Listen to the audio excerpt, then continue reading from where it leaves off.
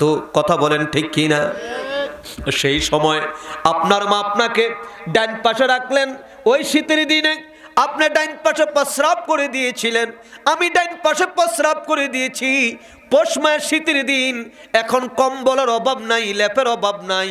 ওই সময়ে ঘরের মধ্যে কম্বল ছিল না, ওই সময় ঘরের মধ্যে লেপ ছিল না, পুরান কাপড় দিয়া কাঁথা সিলাইয়া এরপর মা গায়ে দিত। ওই সময় ঘরের মধ্যে খাট ছিল না, ঘরের মধ্যে পালঙ্ক ছিল না, ঘরের মধ্যে চৌকি ছিল না, মাটির মধ্যে খড় বিছায়া, কথা বলেন না, খড় বিছায়া এরপর আপনাকে আমাকে নিয়ে শুইত। মায়ের ডান পাশে প্রস্রাব করে দিয়েছি, মা আপনাকে আমাকে টান দিয়ে মায়ের বাম পাশে আপনাকে আমাকে আনলেন। আবার মধ্যরাত্র যখন হলো, মায়ের বাম পাশে প্রস্রাব করে দিয়েছি, মায়ের ডাইনে ভিজা, মায়ের বামেও ভিজা। মা আপনার রাখার মতো কোনো জায়গা ছিল না, আমার রাখার মতো কোনো জায়গা ছিল না। মা আপনাকে আমাকে বুকের ওপরে মা দয়া করে স্থানটা দিয়েছিল। আমরা ছোট্ট ছিলাম, আমরা বেবু ছিলাম, আমরা জানতাম না, আমরা বুঝতাম না। শেষ রাত ফজরের নামাজের একটু আগ দিয়া মায়ের বুকের উপর প্রস্রাব করে দিয়েছি, মায়ের পরিধানের কাপড়টা ভিজিয়ে দিয়েছি। আরে মা আমার ধাক্কা দিয়া কোল থেকে ফেলে দেয় নাই,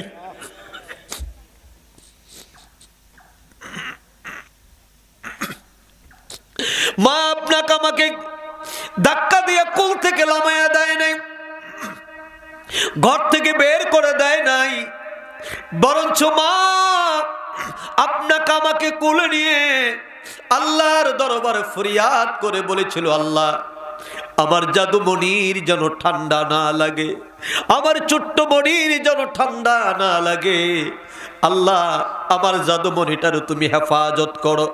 এইভাবে মা রাত কাটালেন।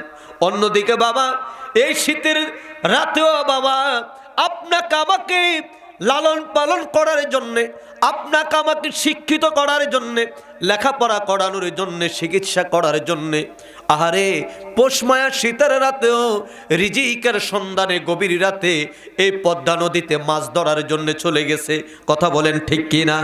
যখন মানুষ ঠান্ডার জন্যে ঘর থেকে বের হয় না, কত বাবা সন্তানকে একটু ভালো রাখার জন্যে, সন্তানকে শিক্ষিত করার জন্যে, সন্তানকে লেখাপড়া করার জন্যে রিজিকের সন্ধানে পদ্মা নদীতে গভীর রাত মাছ ধরার জন্য নেমে গেছে। হাত পাগুলো বরফ হয়ে গেছে, হাত পাও ঠান্ডা হয়ে গেছে। তারপর ঘরে এসে আপনাকে আমাকে আদরের হাত দিয়ে জড়িয়ে ধরেছে। আপনি কান্না করেন, আমি কান্না করেছি শুনে বাবা মাকে দমক দিত, আমার জাদুমণি কেন কাঁদে? কথা বলেন ঠিক কি না? আল্লাহ বলে, ও সন্তান তুমি শোনো, তুমি তোমার মা বাবার জন্য দোয়া করো, কামা রব্বায়ানি সগীরা।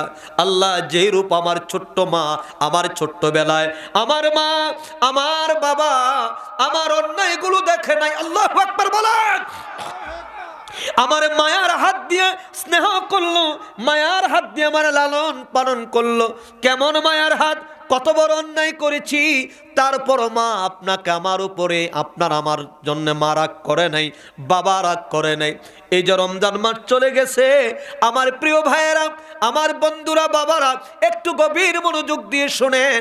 এখন তো ইফতারের আইটেমের অভাব নাই। কথা বলেন, অভাব আছে? একেবারে যে গরিব, তারপরও তার ঘরে 4-5টা আইটেম হয়ে যায়।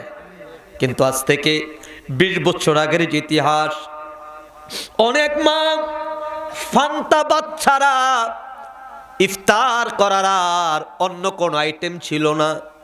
কথা বলেন, ছিল? পান্তা বাচ্চারা আর কিছু ছিল না। পান্তা ভাত কসলায়া লবণ দিয়ে মা পানিটা পান করে ইফতার করেছে। ওই সময় আপনি হয়তো ছোট ছিলেন, আমি হয়তো ছোট ছিলাম, মায়ের দুধ পান করতাম। সবাইকে নিয়ে মা ইফতার করার জন্য বসেছে। মসজিদে আজান হবে মাগরিবের, মা ইফতারি মুখে নিবে। ওই সময় সবাই যখন বসলো, ফুফি বসেছে, দাদি বসেছে, চাচি আম্মা বসেছে, সবাই ইফতারি নিয়ে বসেছে, প্লেটে প্লেটে যার যার কিছু ছিল। আমি ছোট্ট মানুষ ছিলাম, আপনি ছোট মানুষ ছিলেন। মায়ের কোলে আপনাকে আমাকে রেখে মা ইফতারিটা নিবে। আমাদের তখন পায়খানা করার কোনো টাইম টেবিল ছিল না, কথা বলেন ঠিক কিনা? কোনো রুটিন ছিল না, সময় ছিল না। যখন তখন মায়ের কোলে পায়খানা করে দিতাম। সেদিন কি হলো, সবাই যখন ইফতারি নিয়ে রেডি, ইফতারের ঠিক এক মুহূর্তে আপনি আমি আমরা আপনারা ছোট্ট কালে মায়ের কোলের মধ্যে পায়খানা করে দিয়েছি। আপনার আমার পায়খানার দুর্গন্ধের কারণে, আপনার আমার পায়খানার দুর্গন্ধের কারণে আপনার ফুফি নাকে টিপ দিয়া প্লেটটা নিয়ে অন্য ঘরে চলে গেছে। শাশি আম্মা আপনার পায়খানার গন্ধর কারণে ইফতারের প্লেটটা নিয়ে অন্য ঘরে চলে গেছে। দাদি চলে গেছে, চাচা চলে গেছে, দাদা চলে গেছে, সব চলে গেছে, কিন্তু একজন মানুষ আপনাকে ছেড়ে যায় নাই।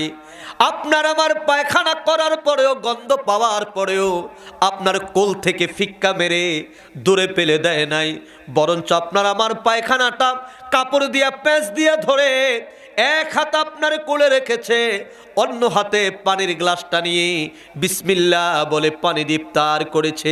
আল্লাহ বলে, ও বান্দা তুমি বলো, কামা রব্বায়ানি সগীরা।